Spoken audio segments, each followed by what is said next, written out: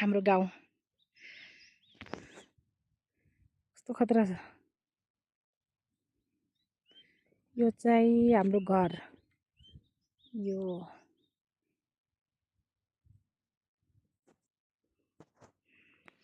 यस्तो छ गाइज हाम्रो ठाउँ।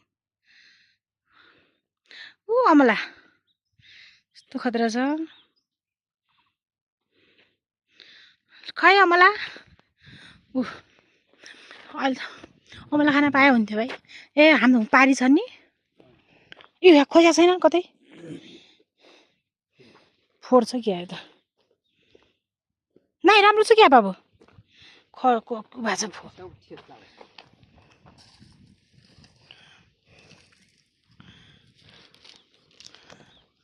अहिलेको त अब यस्तो घाममा त मिठा हुँदा हुन्।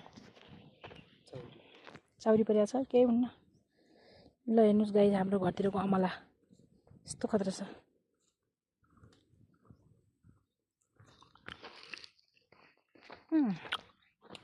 अलिअलि पुच्चा पाच्चा पनि खायो भन्छ। मिठो रहेछ नि।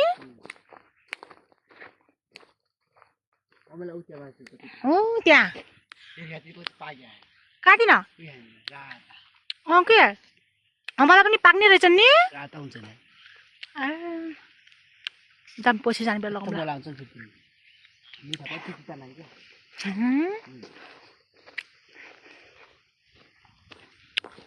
मिठो रहेछ म देखाएको छु हेर्न।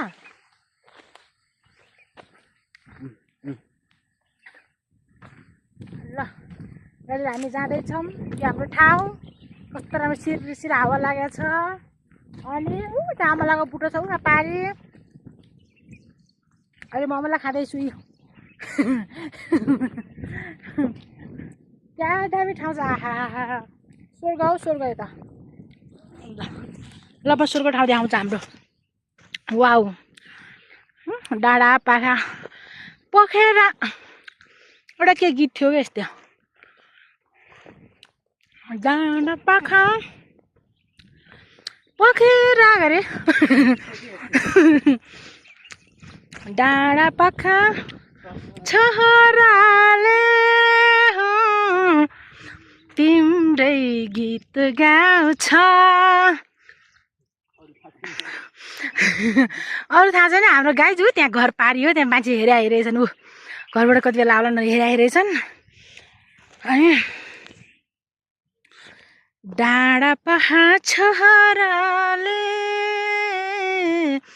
तिम्रै